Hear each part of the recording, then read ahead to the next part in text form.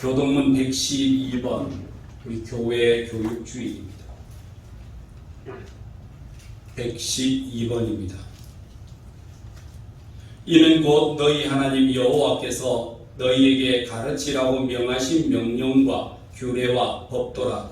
너희가 건너가서 찾아야 땅에서 가르쳐 주시니 곧 너와 내 아들과 내 손자들이 너희에게 내 하나님 여호와를 경외하며 내가 너희에게 명한 그 모든 규례와 명령을 지키게 하기 위한 것이며 또 내 나를 정하게 하기 위한 것이라. 이스라엘아 듣고 삼가 그것을 행하라. 그리하면 내가 복을 받고 내 조상들의 하나님 여호와께서 내게 허락하신 같이 적과 우리 여르는 땅에서 내가 그의 번성하리라. 이스라엘아 들으라. 우리 하나님 여호와는 오직 유일한 여호와이시니 너는 마음을 다하고 뜻을 다하고 힘을 다하여 내 하나님 여호와를 사랑하라. 아멘. 착석하시고 이 기업 집사님 대표로 기도 인도하시겠습니다.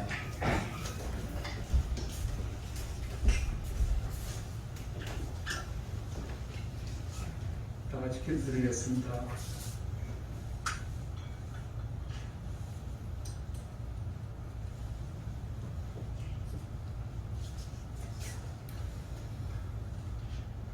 우리의 삶의 주인으로서 갈 바를 알지 못하는 죄인들을 가장 선한 길로 인도하시며 기뻐하시는 좋으신 하나님, 지난 한 주간 함께 하시고 눈동자같이 지켜주셔서 감사를 드립니다. 연약하고 부족한 저희들이 무엇이간데 하나님은 험한 세상 속에서 강한 팔로 붙잡아 주시고 지켜주시는지 그 크신 은혜를 생각하면 감사할 것밖에 없습니다.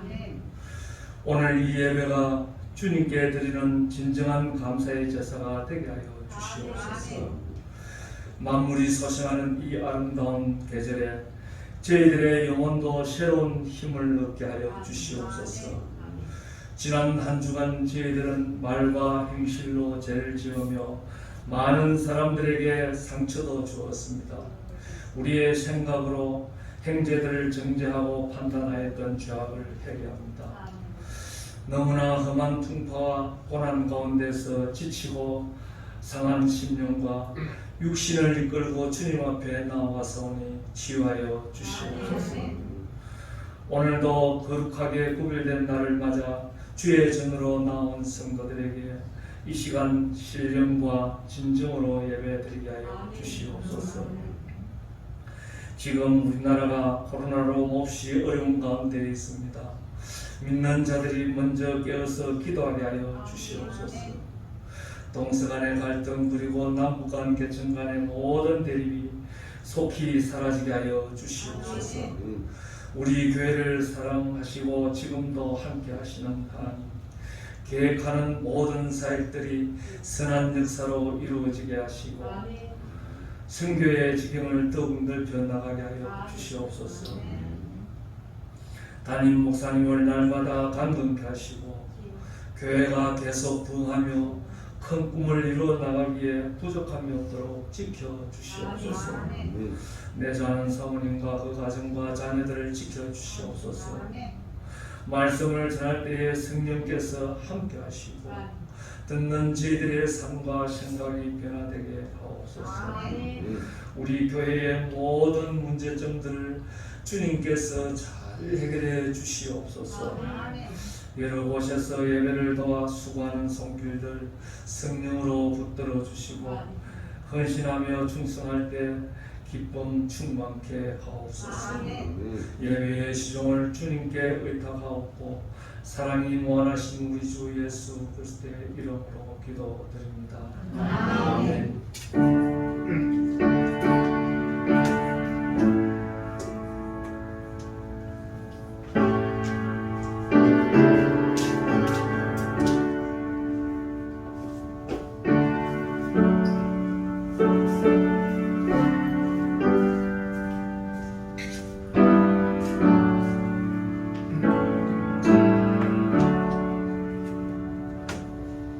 함께 하나님 말씀 나누겠습니다. 디모데전서 4장 6절부터 16절까지 말씀입니다. 디모데전서 4장 6절부터 16절까지 말씀입니다. 교독하겠습니다. 내가 이것으로 형제를 깨우치면 그리스도 예수의 좋은 일꾼이 되어 믿음과 말씀과 내가 따르는 좋은 교훈으로 양육을 받으리라.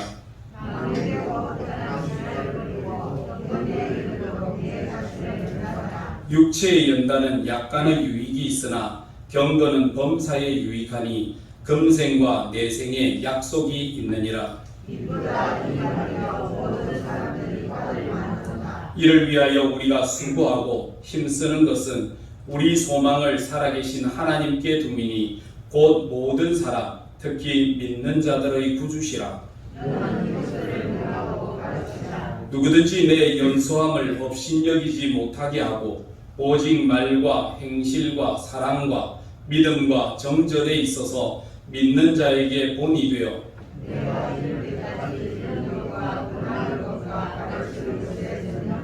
내 속에 있는 은사 곧 장로에 의해서 안수받을 때에 예언을 통하여 받은 것을 가볍게 여기지 말며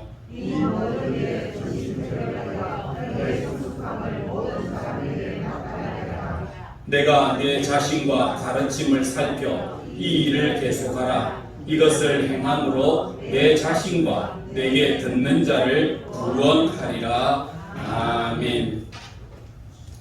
미국의 20대 대통령이었던 우리 가필드 대통령이 있습니다. 이 사람이 젊은 시절에 하이얼 전기공학교에서 이제 공학을 가르치고 있었을 때입니다. 한 학부모가 이제 학장실에 있을 때 한 학부모가 찾아오더니 학장님, 아이들에게 너무 공부를 가르치는 거 아닙니까? 아이들도 좀 놀 시간도 있고 쉬는 시간도 필요한데 너무 공부해서 가르치니까 아이들이 힘들어합니다. 조금 느슨하게 교육을 했으면 좋겠습니다. 라고 이야기를 하더랍니다. 그때 이 가필드 학장이 학부모를 데리고 잠시 이리 와보십시오. 그러더니 창문가로 가서 저쪽에 있는 들에 있는 나무를 하나 가르치면서 이렇게 이야기합니다. 하나님께서도 저 나무 하나를 기르시는데 100년을 기다리셨습니다. 나무 하나를 하나님께서 너 돼! 이래서 된 것이 아니라 100년 동안 그 씨앗으로부터 시작해서 자라기까지 하나님은 기다리시고 인내하면서 만들어 가셨습니다.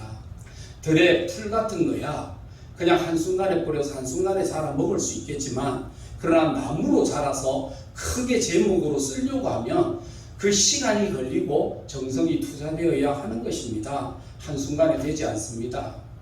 학부모가 그 말을 듣더니 알았습니다 하고는 그냥 조용히 돌아갔다는 것입니다.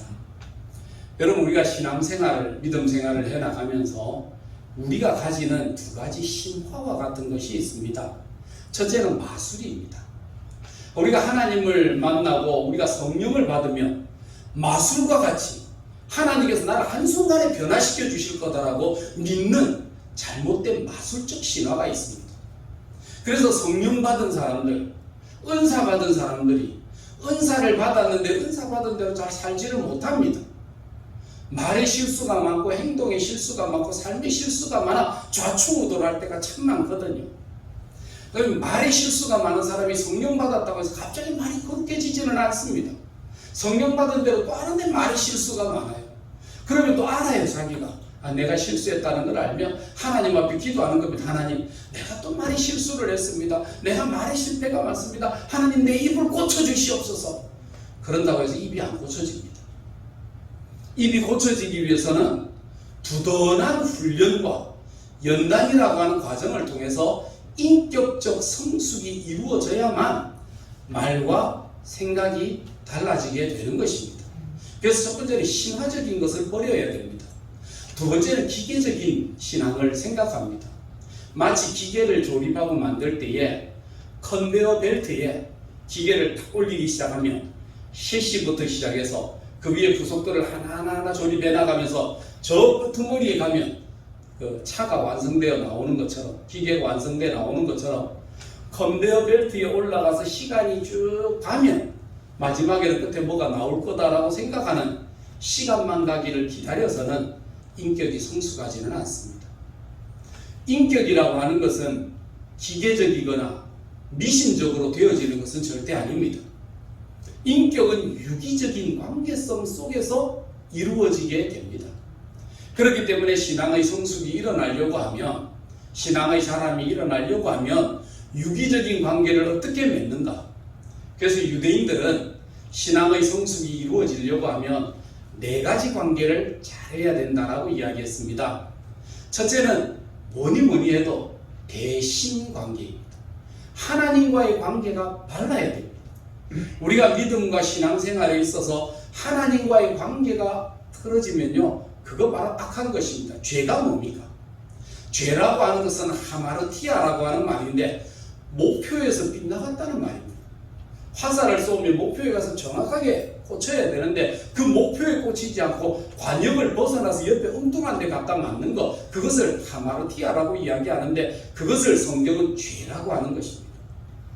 하나님과의 관계성 속에서 하나님과의 나의 삶이 바르게 일치될 때에, 그때에 뭘 이야기하느냐 하면 선하다 이렇게 표현하는 겁니다. 우리가 선하다라고 하는 것은 도덕적 개념이 아닙니다. 사람이 말하는 거나 뭐 성격이 순하다 이런 개념을 선하다고 하지 않습니다. 선하다라고 하는 것은 하나님과의 관계가 바르게 맺혀져 있다라고 하는 것을 가르쳐 줍니다. 이것을 선하다라고 이야기합니다. 두 번째는 대인관계가 바르게 되어 있어야 됩니다.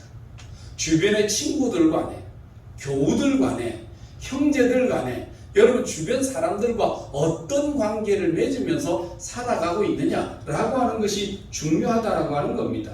그래서 우리가 살아가는 날 동안 이런 관계를 맺는 겁니다. 예배를 통해서, 전도회를 통해서, 때로는 구역을 통해서 우리의 만남들을 이어나가게 되는데, 이런 만남들을 어떻게 합력하여 선을 이룰 것인가, 여기에 초점이 두어져야 됩니다. 많은 사람들이 신앙생활 하면서 나는 내 믿음대로 한다, 하나님만 내 중심을 하신다. 여러분 그거 잘못된 신앙입니다. 하나님이 내 중심을 하시면 사람도 여러분의 중심을 알아야 됩니다. 그렇게 안 하니까 자꾸만 사람들을 떠나서 고립, 나중에는 고립무원이 돼서 자라나지 못하는 겁니다. 그럼 우리가 자라나면서 아까 이야기했죠, 기계적인 모습처럼 세월은 기계적인 겁니다. 여러분이 원하든 원치 않든 기계적으로 세월이 흘러가면서 우리가 나이를 먹고 노화되어 갑니다. 우리 애들이 젊고 뭐 싱싱하고 이러지만 사실 젊고 싱싱한 게 아니라 노화되어 가는 거잖아요. 갓난 어린아이 적부터. 그래서 어떤 사람은 그러더라고요. 아이들이 사람이 살아가면서 기운이 점점 온 전신에 꽂혀 있는데 그 나이가 들어갈수록 기운이 올라간다 하더라고요. 그래서 어린 시절에는 막 기운이 발에 있어서 갓난 애기들은 으야 하면서 뛰어가면요, 후딱딱 뛰어가면 못 잡아요. 애들 얼마나 발이 빠르지만 솟아같이 뛰어가는 거예요. 그래서 애들 때는요, 그러니까 힘이 발에 있어 나오니까 애들은 앉혀놓으면 가만히 안 있습니다. 집에서 막 쿵닥쿵닥대고 뛰어다니고 으악 고함 들고 뛰어다니면 걔들 못 잡아요. 그러다가 점점 자라나면 힘이 위로 뻗쳐 올라가. 그러다 보면 조금 더 젊게 일어나가면 그 다음에 이제 힘이 손에 뻗칩니다. 그래서 애들 좀 사춘기가 되면 주먹질을 하고 때리고 빼앗고 하는 그 힘이 자꾸 손에 있습니다. 그래서 젊어지면서 내가 뭐 이것도 붙잡아야 되겠고 저것도 붙잡아야 되겠고 이것도 얻어야 되겠고 그 손이 막 뻗쳐 올라갑니다. 그러다가 이제 나중에 나이가 되면 이 기운이 위로 뻗쳐 올라가요. 그러면 손도 못 쓰고 발도 못 쓰면서 남아있는 건 입만 있어요. 그래서 입으로만 얼마나 나이가 많으면 말이 많아지고 나이가 많으면 이 잔소리가 많아지는지 모릅니다. 그래서 옛날에 우리 어른들은 뭐라고 했느냐, 여자들은 말이 많아서 턱에 수염이 안 난다 그런 말도 했거든요. 근데 요새는요, 남자가 여자보다 더 말이 많아요. 남자들이 정말 말이 많은, 남자가 여자보다 말이 많은 세대가 지금의 세대인 것 같아요. 그러다가 호흡이 점점 가면 목에 차오르고 시작하면 나이가 들면 숨이 가빠지다가 그게 또 멈추면 가는 겁니다. 그래서 살아있는 날 동안 건강하려면 깊은 호흡을 자주 쉬라 그러잖아요. 자꾸 숨이 차올라가지 않도록 깊은 숨을 쉬고 깊이 생각하고 깊이 있게 살아야 된다는 말들도 세상에 건강을 추구하는 사람들도 그렇게 이야기하던데요. 그래서 깊이 있는 삶, 깊이 있는 삶을 살아야 된다라고 이야기하는 거예요. 그래서 사람과의 관계성 속에 맺어지는데 사람과 어떤 관계, 그러니까 나이라고 하는 것은 세월이 지나가듯이 그냥 컨베이어 벨트 지나가듯이 그 위에 얹혀져서 가는 거예요. 그거 기계적으로 살아가는 것만이 여러분 정상은 아닙니다. 정상적으로 우리가 살아가는 날 동안 사람들이 살아가는 날 동안 우리 어른이라는 말이 있습니다. 어른의 뜻이 뭐죠? 어른의 뜻이요. 우리가 저와 여러분들이 살아가면서 우리가 조상들의 얼을 받들어 이렇게 이야기하잖아요. 그 얼이라고 하는 것은 정신, 영혼에 대한 이야기 아닙니까? 정신에 대한 이야기거든요. 그 정신이 성숙한 사람을 뭐라고 그래요? 정신이 얼이 성숙했다 할 때 그거를 어른이라고 이야기합니다. 어른이라고 하는 것은 정신이 항상 성숙한 상태에 있으면 어른이고, 그 다음에 아직 성숙하지 못하고 미숙하고 아이일 때 그때는 뭐라고 이야기합니까? 아직 자라나지 못했다, 어린아이다, 그런 사람을 얼간이라 이렇게 이야기합니다. 안 자라났다는 거예요. 미숙하다는 이야기예요.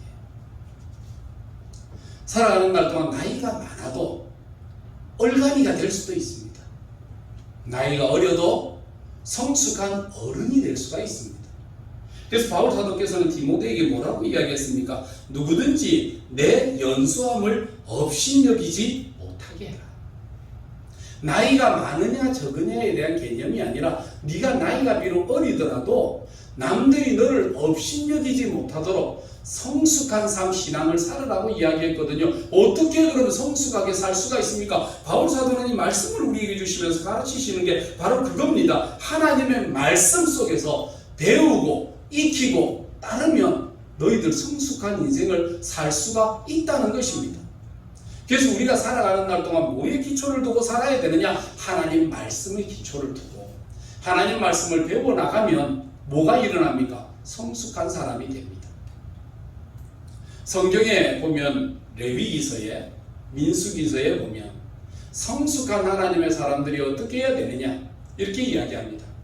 네가 길을 지나가다가 네 원수의 말이나 짐승이나 가진 소유물이 땅바닥에 떨어져 있거나 또는 말들이나 그의 짐승들이 이 길을 잃고 헤매고 이렇게 돌아다니거든. 우리는 어떻게 해야 됩니까? 우리는 어떻게 해야 됩니까? 놔둬보라면 지 알아서 하겠지. 찾으면 되고 없으면 손해보겠지. 지 알아서 하고 놔둬보라. 이러고 갑니다. 근데 레위기는 뭐라고 하느냐 하면 네가 만일에 길을 가다가 네 원수의 낙이나 짐승들이 길을 잃고 주인의 집을 빠져나와 바깥에 헤매고 있거나 차서 그걸 가져다가 네 원수의 집에까지 갔다가 주어라 라고 말씀하십니다. 이게 뭡니까? 성숙이라는 것. 우리는 살아가면 조그만한 이기심, 조그만한 용심 이런 게 있어가지고 우리는 되로 주고 우리는 뭐 되로 받고 말로 주려고 하거든. 남이 네 왼뺨을 때리면 너는 뭐 오른발로 차라고 이런 이야기를 하잖아요. 우리는 남에게 내가 해를 입었다 생각되면 남에게 꽃배기로 갖다 줘야 내 속이 시원하겠다라고 생각하는 그런 잘못된 인성을 가지기가 쉽다는 겁니다. 그래서 살아가는 날 동안 어떻게 해야 될까? 우리가 대인관계를 바르게 맺고 인간관계를 새롭게 살아가기 위해서 가려면 하나님의 자녀들이 어떻게 해야 인간관계를 바르게 맺을 수가 있을까? 그것은 바울 사도께서 디모데에게 말한 것처럼 하나님의 말씀으로 교훈을 받고 양육을 받아야 할 것이다 라고 우리에게 가르쳐 주시는 거예요. 이것이 신앙입니다. 이것이 두 번째 가지는 우리 대인관계에 대한 이야기입니다. 세 번째 가지는 것이 있습니다. 그거는 대물관계입니다. 물질에 대한 관계, 돈의 관계, 어떻게 가져야 될 것입니다. 그래서 유대인의 속담에는요, 유대인의 탈무드에 보면 이런 말이 있습니다. 에이, 돈 같은 거 중요하지 않다. 나는 돈 중요하게 생각하지 않는다. 그런 사람들일수록 가난해진다는 것. 돈을 아무렇지도 않게 생각하고 가치 없이 생각하는 그런 사람은 결국 가난해질 수밖에 없는 정신구조를 가졌다는 거예요. 돈은 필요하죠. 돈은 중요하지요.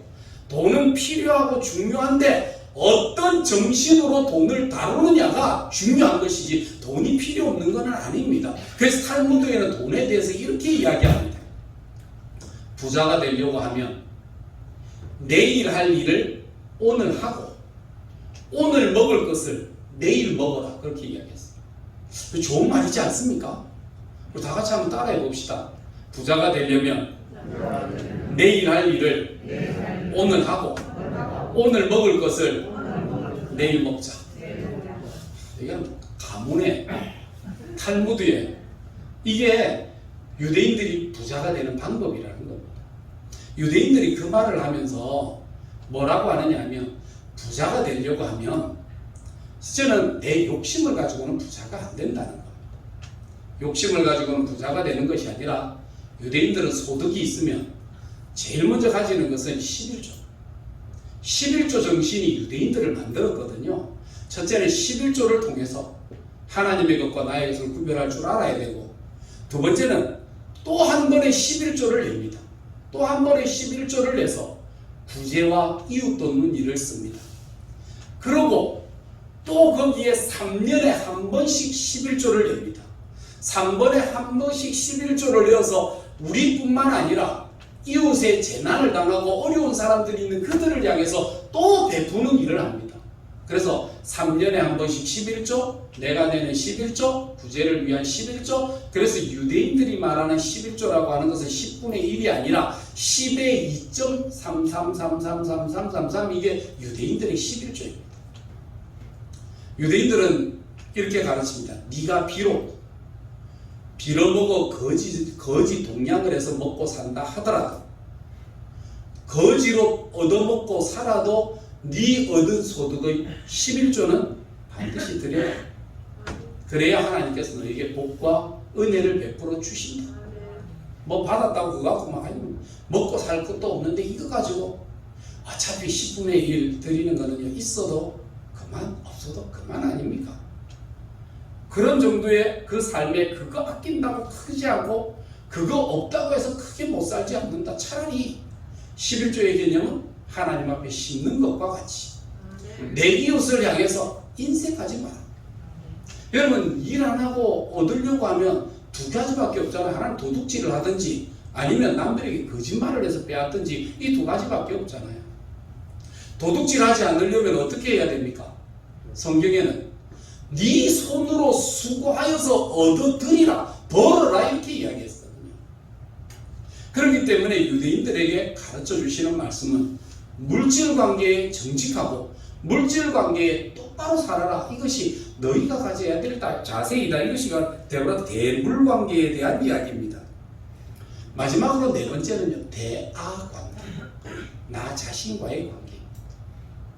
그래서 우리가 이웃을 사랑할 때 뭐같이 내 이웃을 내 몸과 같이 사랑하라 하신 그 말씀을 우리가 기억하는 겁니다.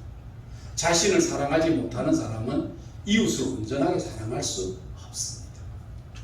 이웃을 바르고 참되게 사랑하려고 하면요, 정말 우리 자신을 사랑하듯이 이웃을 돌보며 살아야 되는데, 자기를 사랑하지 못하는 사람이 남을 온전히 사랑할 수 없다라고 말씀하셨어요. 그래서 우리가 살아가는 날 동안 유대인들은 이 네 가지 관계를 지켜나갈 때에 성숙할 수 있다라고 말씀하시는 겁니다. 오늘 성경 말씀에도 보면 15절에 이렇게 이야기합니다. 이 모든 일에 전심전력하여 너의 성숙함을 모든 사람에게 나타나게 하라, 이렇게 이야기했습니다. 어떻게 하라고요? 적당하게 하지 말아라 했어요. 우리는 살아가면서 신앙생활을 하던, 우리가 하나님 앞에서 하던 주어진 일, 주어진 상황이 있으면 적당하게 할 것이 아니라 정말 전심 전력하는 마음으로 나가야 됩니다. 단 1분을 기도를 하더라도 전심 전력으로 해야 됩니다. 예수님께서 우리의 삶 속에 오셔서 그분이 기도할 때에 얼마나 열정으로 기도하셨느냐면 땀방울이 핏방울 떨어지듯이. 여러분, 손 비켜봤습니까? 비키니까 피가 어떻게 나던가요? 그냥 뚝뚝뚝뚝뚝 흐르듯이 예수님은 기도하실 때에 전심전력으로 기도하시면서 땀방울이 마치 핏방울이 뚝뚝뚝뚝 떨어지듯이 그렇게 기도하셨다는 거예요.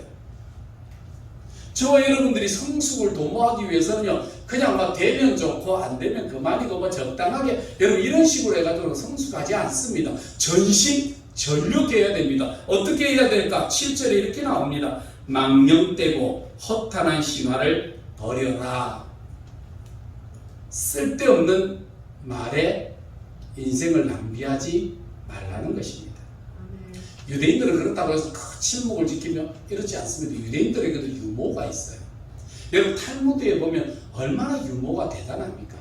이 우스우스가 그 사람들은요 웃음이 있고요 즐거움이 있어요. 딱딱하고 무미건조하게 안 살아요. 그들은 웃음이 있는 인생을 삽니다. 그런데 그들의 웃음에도 법칙이 있어요. 3가지 원칙을 지킵니다. 첫째는 신성 모독하는 말은 하지 않는다. 신앙적인 말이나 말씀적인 말이나 이런 신성 모독적인 것을 농담거리로 만들어 살아가지 않는다. 이게 첫 번째 규약입니다. 두 번째는 음담패설을 하지 않는다. 음담패설을 하면 내 영혼이 더러워지고 내 마음이 더러워지고 내 귀가 더러워지고 내 생각이 더러워지기 때문에 음담패설을 하지 않는다.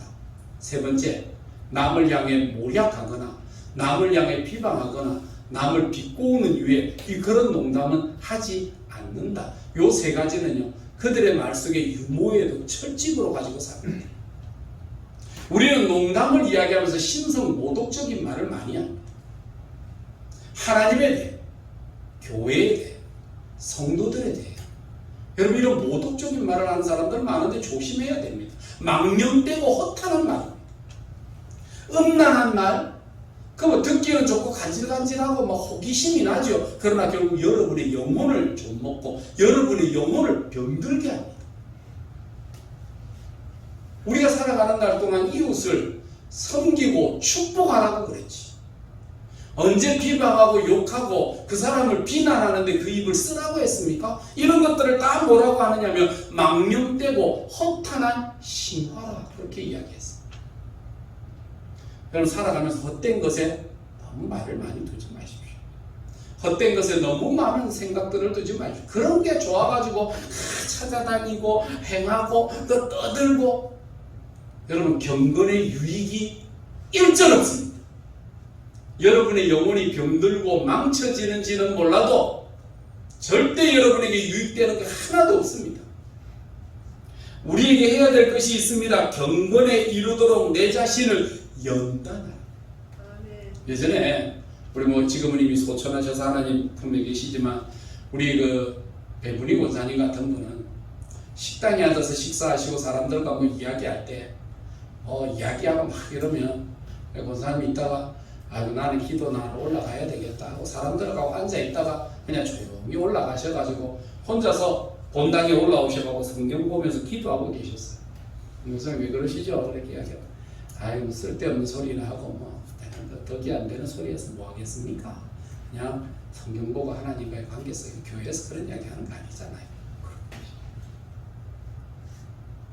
살아있는 날 동안 우리가 가야 될 것이 있어요. 경건에 이르도록 내 자신을 연단하라. 우리가 어떻게 해야 됩니까? 자신을 연단해야 됩니다. 목사님 그렇게 하면 인생이 심심하고 건조해서 어떻게 살죠? 우리가 하늘의 신비함을 맛보지 못하고 영의 거룩함을 맛보지 못했기 때문에 그거 없으면 못 사는 것처럼 삽니다. 아니요. 그거 없으면요 더 거룩하고 그거 없으면 더 빛나게 살 수 있습니다. 육신의 것에 대한 관심이 너무 많아. 이런 즐거움이 없으면 어떡해? 아니요. 그거보다 더 큰 게 있는데요. 우리가 그거를 못 봤기 때문에 더 큰 것을 못 봤기 때문에 그 작은 것에 집착하고 사느라고 참 영적인 큰 세계를 바라보지 못하고 갈 때가 참 많이 있다는 겁니다. 여러분 이런 마음과 삶으로 살아야 된다라고 이야기했거든요. 그래서 우리가 하나님 앞에 사는 겁니다. 우리가 죄라고 하는 게 별것 아닌 것 같아도요. 죄가 들어옴으로 나타나는 결과는요. 하나님의 형상이 깨뜨려졌잖아요.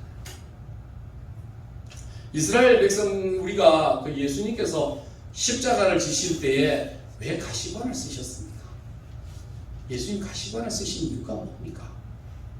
왜 하필이면 가시관일까요? 우리가 죄를 지었을 때에 하나님께서 이 땅을 저주하시면서 주신 게 뭡니까? 가시덤불과 엉겅퀴가 가득하리라 말씀하셨잖아요. 우리의 죄 때문에 가시덤불과 엉겅퀴로 가득 찬 이 땅에 예수님께서 친히 가시관을 쓰심으로 이 땅에 가시덤불을 제하여 주시고 우리로 하여금 옥토의 삶을 마련해 주시기 위해서 예수님은 십자가를 지시며 가시관을 쓰셨다는 것입니다. 이것이 우리를 위한 복입니다. 이사야서에는 이렇게 이야기합니다. 그가 찔림은 우리의 허물 때문이요 그가 상함은 우리의 죄악 때문이라.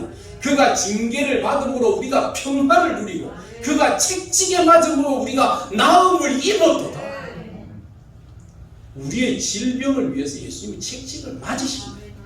우리가 그 사랑과 은혜를 기억하고 믿음으로 받아들이면 여러분 우리의 육신과 영혼의 질병이 치유될 줄로 믿습니다.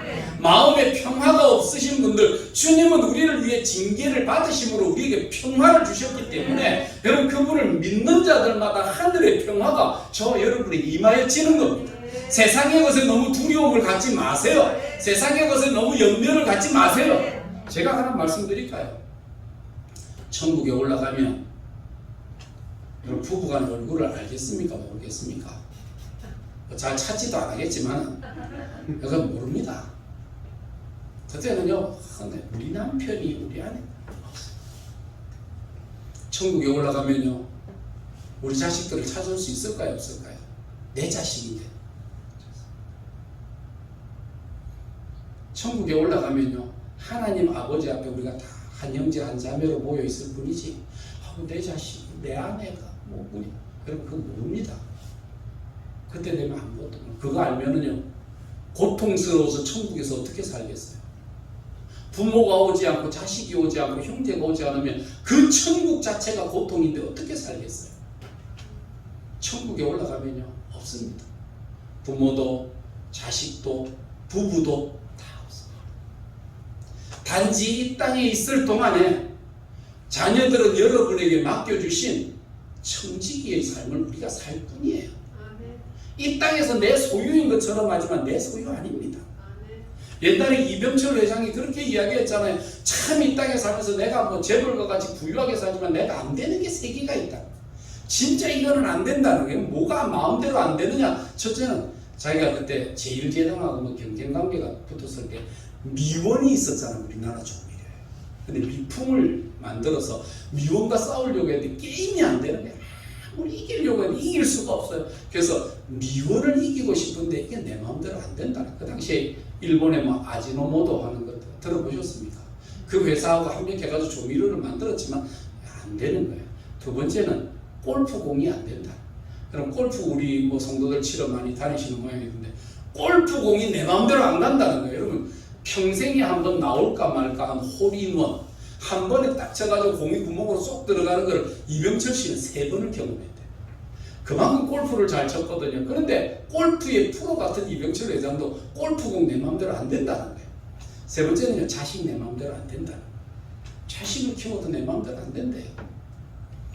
여러분 자식은요 이 땅에 있을 동안 여러분의 청직입니다. 잠시 맡아 데리고 여러분 수고하고 키울 뿐이지 여러분 자식 여러분 거 아닙니다. 천국에 올라가면 내 자식 아닙니다. 이름도 모를걸요. 얼굴도 모를걸요. 그렇기 때문에 우리가 살아있는 날 동안 잠시 잠깐 있는 그 속에서 우리가 사는 겁니다. 이것이 우리가 가지는 이 모습이다라고 이야기했습니다. 살아있는 날 동안 우리가 가져야 될 것이 있습니다. 그것은 믿음으로 살기 위해 어떻게 훈련받고 교육받고 양육받을 것인가. 이 일들을 행할 때에 우리가 전심전력하라. 성도들이 이 자리에 같이 예배하며 신앙생활합니다. 우리가 신앙생활하는데 우리가 뭐든지 적당하게 하려고 하는 그 삶의 정신이 있는 것 같아요. 신앙생활 적당하게 할 게 아니고 성경은 우리로 하여금 성숙한 삶이 되도록 어떻게 적당히 하지 말고 최선을 다하고 전심전력을 다하고 믿음으로 달려갈 길을 힘써 달려가라. 여러분 올림픽을 바라보면서 우리의 대단하잖아요. 그 올림픽을 바라보면 뭘 느낍니까? 100m 단거리 10초를 9초 그거를 달리기 위해서 10년 20년 동안 연습했어요. 아이고 뭐 그까지 그날까지 가면 그날 가가지고 잘 뛰면 되지 뭐. 아이고 뭐 오늘 뭐 연습 안 해야 된다. 절대 그렇게 안 합니다. 그날 잘 뛰려면 지금 열심히 노력해야 됩니다. 아이들이 시험 때가 되면요, 이럴 줄 알았으면 열심히 할 걸, 이럴 줄 알았으면 더 할 걸.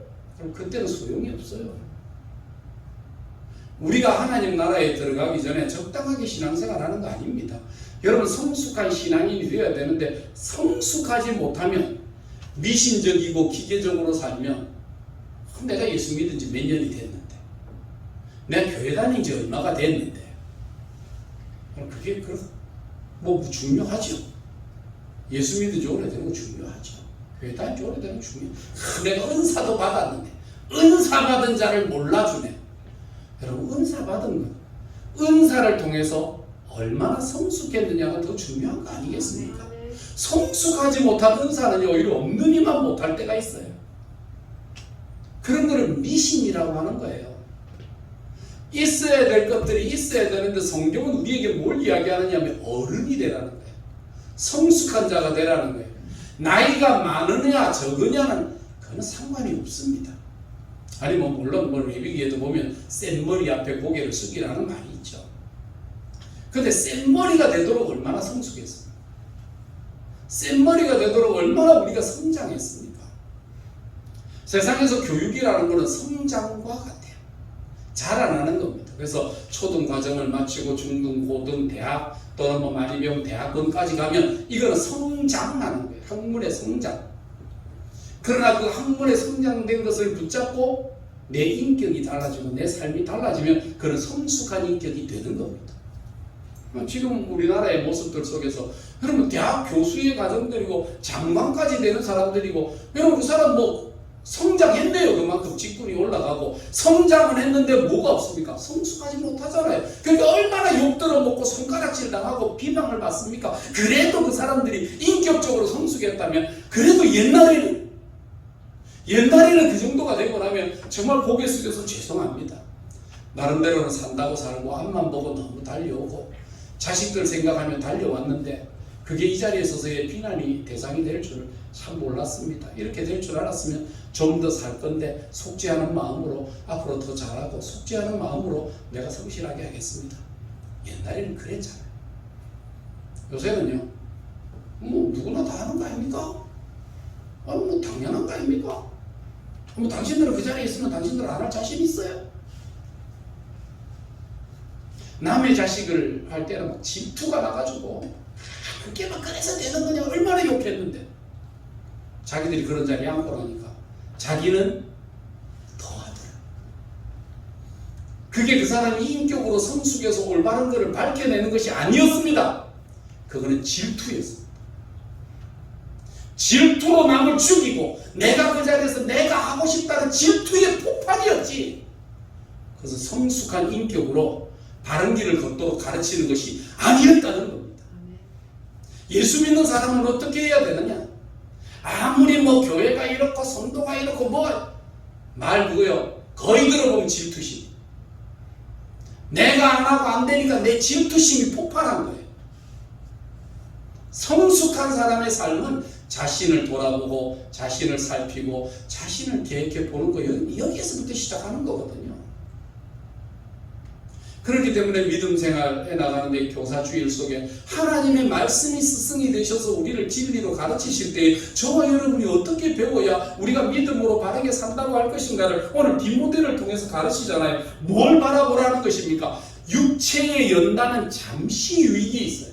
그러나 우리가 신앙의 연단은 내세에 이르는 더 좋은 것까지 보라고 하시는 하나님의 말씀이 있습니다. 여러분 성숙하시기를 바랍니다. 성장의 목적을 두지 마십시오. 성숙하면 성장은 따라옵니다. 그러나 성숙하지 못하는 성장은요 오히려 비난과 손가락질과 부담스러운 것이 될 수가 있다는 것입니다. 저 목표만을 위해서 목적을 위해 수단과 방법을 가리지 않는 여러분 그런 류의 믿음 생활하지 마세요. 신앙생활이 아닙니다. 예수님이 목적을 위해 수단과 방법을 안 가리셨습니까? 예수님의 기도 속에서는요 내 욕망이 아니었습니다. 아버지여 내 뜻대로 마옵시고 아버지 원대로 하옵소서 하셨던 예수님의 기도는 목적을 위해 수단과 방법을 가리지 않는 것이 아니라 목적을 향하여 우리 자신은 연단하고 최선을 다하고 우리 자신의 삶을 훈련시켜 나가지만 그러나 모든 과정에 있어 성실과 진실과 바름으로 해나가는 이 경기성 속에서 여러분 값어치 있는 거 아니겠습니까? 억지로 반칙을 써서 남을 떨어뜨려 놔놓고 금메달을 얻는다 한들 그 금메달에 무슨 가치가 있겠습니까? 오히려 부끄럽고 비난이죠. 그러나 정직하게 달리고 난 이후에 은메달을 받았다 하더라도 나의 그 과정이 성실하고 진실하고 정직했다면 그것 때문에 내가 남에게 부끄럽지 않아요. 여러분의 삶 속에 가진 그것 앞에 부끄럽지 않는 삶을 살기 위해서 우리가 어떻게 살아야 될지를 잘 준비해야 된다는 것입니다. 그래서 연습하는 삶. 여러분 교회에 와서 성도들과의 관계에서 하나님과의 관계에서 무엇하기 위해 이 자리에 오는 겁니까? 연습하는 것입니다. 연습할 때 어떻게 하라고요? 적당하게 하지 마요. 전심전력을 다해 최선을 다해서 마치 지금 이 순간에 드려지는 예배가 예수님이 재림하셔서 나와 만나는 시간인 것처럼 그렇게 예배드리시기를 바랍니다. 그렇게 신앙생활 하시기를 바랍니다. 여러분 이것이 우리가 가져야 되는 첫째입니다.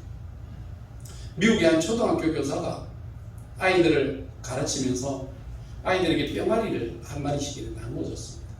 뿅아리를 나눠줘. 얘들아 아무도 안 보는 데 가서 이 뿅아리를 죽여서 가져와라. 애들이 가져왔어. 근데 나중에 한두 애들이 오는데 뿅아리 다 죽여갖고 가져온 거예요. 박살이 죽은 뿅아리들이 쌓이는 거예요. 근데 한 아이가 오는데요. 한 아이가 뿅아리를 죽이지 못하고 산채로 가지고 오는 거예요. 얘야 왜 너는 안 죽이고 그걸 가져왔니? 그랬더니 이 아이가 울먹이면서 그렇게 이야기해요. 선생님 아무도 안 보는 것이 없어요. 아무도 안 보이는 것이 없어요. 다 보고 있어요. 그럼 못 죽이겠어요. 가지고. 선생님의 교훈이 뭐였는가? 그는 너희가 사람의 눈만 잠시 속이면 뭐가 될 것 같이 하지만 아니다. 안 보는 것은 없다. 누구나 너를 지켜보고 있다는 사실을 교훈하고 싶은 거였습니다. 성도 여러분 안 보는 것이 있습니다. 은밀한 중에 보시는 내 아버지께서 갚으시리라고 하셨다. 은밀한 길 가운데도 보시는 하나님께서 저와 여러분에게 갚아 주시는 줄로 믿습니다. 이것이 바로 경건이고 이것이 바로 훈련입니다. 사람들 볼 때만 눈가림하듯이 하지 말고 사람들이 보지 않는 그곳 속에서도 하나님이 보시는 것처럼 하나님이 나와 동행하시는 것처럼 그렇게 행동해야 된다는 것입니다. 이것이 바로 경건에 이르는 연습이다라고 말씀하셨어요. 마지막으로 우리가 가져야 될 게 있습니다. 요즘 시대는 권위주의에 삽니다. 오토매틱 시대에 살잖아요. 오토메이션. 모든 게 자동화되었어요. 여러분 그 핸드폰으로 여러분 그 전자키 삑삑삑 누르고 들어가잖아요. 여러분 전자키 그 핸드폰 가지고도 열 수 있다는 거 아시죠? 카드키 되는 거. 카드키 그 백하고 하면 쏙 들어갈 수 있는 그 카드키는요. 여러분 핸드폰으로도 연동시킬 수 있습니다. 그냥 그 카드 가지고 핸드폰 가지고 척 대면 문이 착 열리면서 들어갈 수 있어요. 그 방법은 안 가르쳐 드리겠습니다. 핸드폰을 입력만 시키면 그게 돼요. 요즘 오토메이션이 모든 게 다 돼요. 지문으로 되죠. 핸드폰으로 되죠. 모든 게 다. 그 오토메이션 시대에 살다 보니까 뭐가 있느냐면 편안함을 주는 거예요. 너무 편안하기를 원해요. 예배도 편안하기를 원해요. 여러분 성경에 지금 전염병 이제 코로나19로 말미암아 팬데믹이 지금 세계 속에 다 퍼져서 지금 다 고통을 당하는데 성경에 보면 질병이 제일 처음에 일어났을 때가 언제인지 아십니까? 언제 질병이 일어났습니까? 성경에 질병이 처음 발병했었을 때는요. 그때는 출애굽 시대입니다. 모세가 바로에게 가서 이야기합니다. 이 백성들로 하나님이 지정한 곳에 가서 거기서 예배를 드리게 하소서라고 할 때 바로가 거절했습니다. 네 하나님이 누구간데 거기에 가서 예배를 드리겠느냐? 못 간다! 라고 바로가 딱 막을 때 하나님께서 어떻게 하시는지 당신이 보셔야 될 겁니다. 그때 10가지 재앙이 나오면서 그때 전염병이 퍼지면서 그곳에 사람들이 죽는 일들이 생겼습니다. 저는 코로나 시대 때 오늘 이 시대를 통해서 우리 하나님의 백성들이 뭘 느껴야 됩니까? 예배드리기를 싫어하고 예배의 마음이 없고 하나님 섬기기를 떠나가는 이 시대 속에 코로나가 하나님이 우리에게 주시는 하나님 만나기를 싫어, 예배를 싫어, 오토메이션 시대에 편안하게 리모컨 하나를 가지고 방송을 돌려가면서 예배드리기를 좋아하는 그런 거짓된 예배 속에 사로잡힌 자들에게 하나님을 섬겨 예배하는 것이 하나님이 지정하시는 그 약속의 땅에서 예배를 드려야 될 그 자리를 향하여 나아가는 길에 게으르고 나태한 이 오토메이션 시대를 오토매틱 시대에 살려고 하는 저와 여러분들에게 주시는 경고의 말씀이라고 생각합니다. 얼마나 우리가 시대가 편해지니까 우리도 게으르고 나태해졌습니다. 하나님을 섬기는 일에도 적당하게 입만 벌리고 있으면 갖다 누가 쑥 넣어주기를 바라는 여러분 그런 류의 삶을 삽니다. 인격과 성장과 신앙도 여러분 그렇게 살려고 해요. 교회 오면 애들처럼 그냥 모든 사람들이 그냥 나를 애기 달래듯이 둥게 해주기를 원하는 여러분 이런 류의 삶을 살기를 원하지는 않습니까? 교회 나는 안 해도 들어오면 남들이 나를 위해 다 준비했겠지. 오늘은 나를 위해 뭘 준비했는가 한번 보자.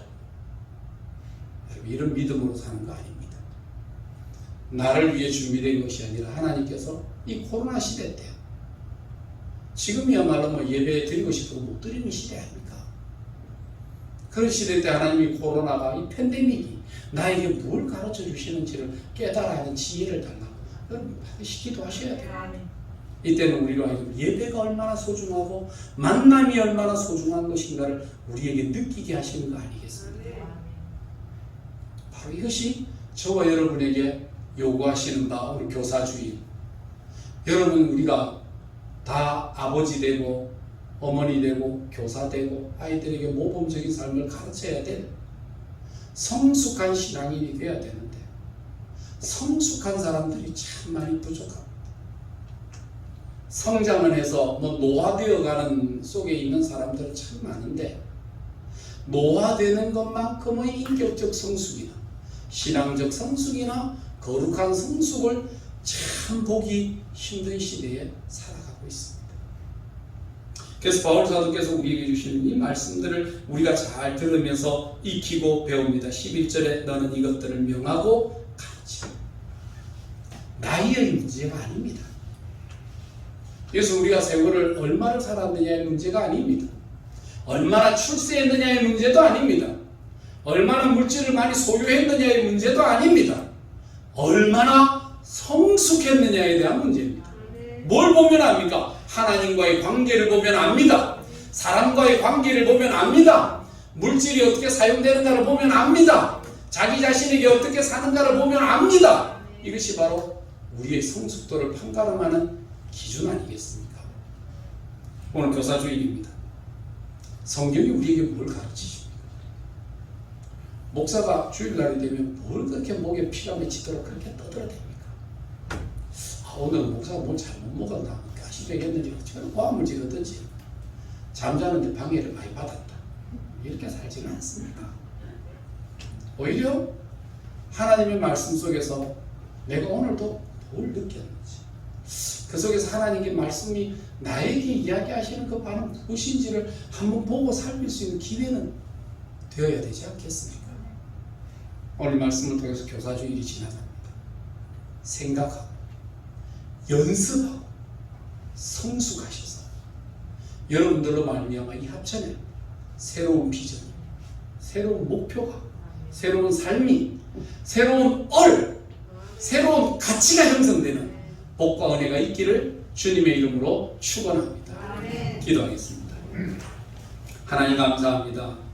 세월이 지나 나이만 먹었지 생각하는 것이 아이와 같고 행동하는 것이 아이와 같고 계획하는 것이 아이와 같은 어린아이적 삶을 살아가고 있는 저희들임을 바라봅니다.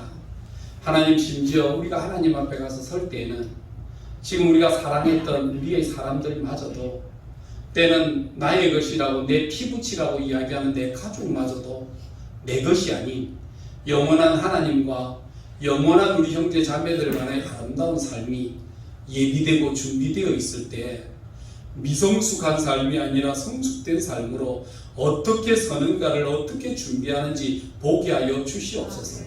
세월이 지나 돌아볼 때마다 하나님, 우리가 성실하게 살지 못하고 열심으로 하지 못한 것에 대한 후회가 너무 많이 고백되고 너무 많이 아픔으로 남는 것을 바라봅니다. 하나님, 우리가 신앙에 있어서도, 하나님을 만나는 과정에 있어서도 하나님, 우리가 부족한 신앙생활 하지 않게 하여 주시고 전심전력으로 열심으로 달려갈 길을 달려가 정말 마지막 그 앞에 설 때에 최선을 다해서 열심으로 그동안 연습했던 걸로 완벽함을 이루는 귀한 성도들 다 되게 하여 주시옵소서. 예수님 이름으로 기도드리옵나이다. 아멘. 이제는 이 땅에 오셔서 낮고 천한 곳 위에 계셔도 아버지의 말씀을 지키고 순종하기 위하여 내가 있어야 될 곳에 있으며 내가 해야 될 일에 최선을 다하셨던 우리 주 예수 그리스도의 은혜와 살아가면서 우리를 바라보시고 우리 스스로 할 수 없는 그것을 하나님께서 그 아들의 희생을 통해서 우리를 구원하기를 기뻐하시는 하나님의 무한하신 사랑하심과 구원받는 것에 만족하지 아니하고 열매 맺는 신앙이 되게 하기 위하여 우리 속에 오셔서 친히 감동, 감화, 인도하시는 성령 하나님의 놀라우신 역사가 교사주의, 교육주의를 통하여 우리가 하나님 앞에 어떤 신앙인으로 서야 될지를 최선을 다하여 전력하며 질주하여 하나님 나라에 도달하기를 원하는 하나님의 백성들 머리 위에 이제로부터 영원토록 함께 있을지어다. 아멘.